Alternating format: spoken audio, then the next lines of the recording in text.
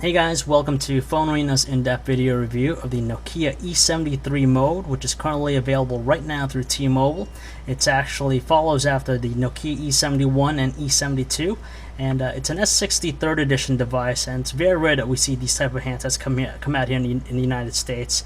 But the E73 is perfect for business professionals, and of course has a lot of key features to make it stand out over the others, so we're going to check it out and see what it has to offer. Now, from a quick glance, most people will probably relate this handset to a BlackBerry just because of its portrait-style QWERTY keyboard. But what really separates this over the others is its choice of materials, fantastic finish, and also general durability. We do like the fact that it uses this metallic copperish-looking material for the front and also in the back.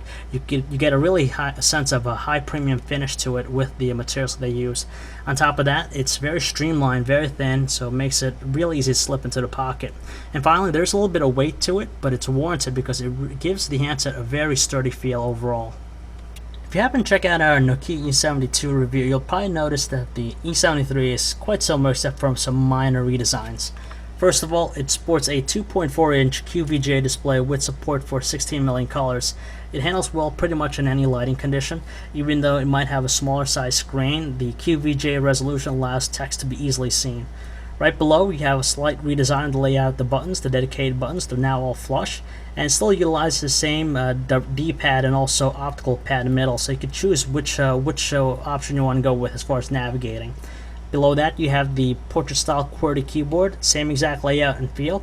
It's slightly bubbled towards the middle, and there's no spacing between. People with larger fingers will probably have a little bit of harder time using it, but you're probably going to rely more on your fingers. Thankfully, though, it has a pretty good tactile feel to it. On top, you have just that front-facing VGA camera. On the side, you have your slot for the micro SD card and also micro USB port for charging and connecting to a computer. On the right side, you have your volume rocker and your voice command button. On the top, you have the power button and also 3.5mm jack. And on the back, you have the 5-megapixel autofocus camera with LED flash and speakerphone. And when you remove the back cover, it gives you access to the battery and SIM card slot. The E73 is powered by S60 3rd edition with Feature Pack 2, and it's actually the same platform that we saw running in the E72. Now, with the 600 MHz processor on board, it makes moving around the interface really quick with no evidence of any lag. Now, the reason why they call it the mode is because you have two options, either work or personal. Right now we have personal, and as you can see, the home screen isn't littered with that many icons. But if we switch over to the work mode, it's just going to give us a little bit more stuff just to make the experience a little bit more different. And it has also some icons to get you into your email really quick. The messaging experience on the E73 is really good, especially when you're sending text messages. The QWERTY keyboard just does a fantastic job. As far as setting up email, it's pretty simple again, just because all you need is your email address and password. If it's not on there, it's going to ask for specific information like your server addresses. And if you're going to do any instant messaging, you'll have your choice of AIM, Windows Live Messenger, Yahoo Messenger, Google Talk, and even MySpace IM. Web browsing on the E73 is very tolerable. It has support for some Flash elements, so you'll be able to watch YouTube videos within the web browser. Now, pages did load up fairly quickly, and as you can see, text is automatically resized to fit the length of the page. We do like the scrolling nature. On top of that, if you begin to scroll a lot, it gives you a small window to preview where you're going. The music player might not be the best looking out there, but it does get the job done. We're really surprised by the overall quality of the speakerphone. It does pretty good in presenting audio to you, but when you set it to the highest level, it does make for some sharp tones. Despite its smaller size display and QVGA resolution, the E73 does a pretty good job as far as viewing videos. As you can see, the trailer that we're playing right now, it's fairly smooth. There's no evidence of any lag or slowdown, so the experience is quite tolerable, to say the least.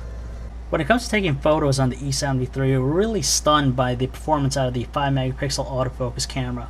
Outdoor shots had plenty of detail and natural looking colors, while when we took it indoors, it tended to be a little bit more overcast. But if you happen to use the LED flash, photos came out a little bit better.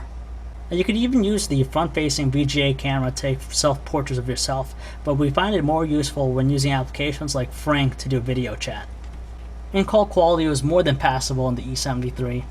There wasn't any background noise or any static to ruin the experience, but voices had a tendency to be a little bit more metallic. When we switch over to the speakerphone, when set to the highest volume setting, it tends to be a little bit more sharp, but setting it to the middle tone probably a little bit better in the ears. As far as battery life, this is the one aspect that we're really impressed by the device. We managed to get 3 working days use out of it, and for a smartphone like this, that does a fantastic job. When it comes down to signal strength and retaining signal to the network, we didn't have any issues with the phone. There's a lot to like about the Nokia E73 Mode. Not only is it a classy looking phone that definitely separates itself versus what else is out there in the US market, but for Nokia it does a great job of showcasing their premier offerings, which is very rare to see here in the United States. It has a lot of packed features. On top of that, the biggest thing about the device is its price point at $69.99. It makes it one attractive price and of course handset that you can't overlook. So if you'd like to learn more about this handset, or for all the latest cell phone reviews, news, specs, and information, you can check us out at PhoneArena.com.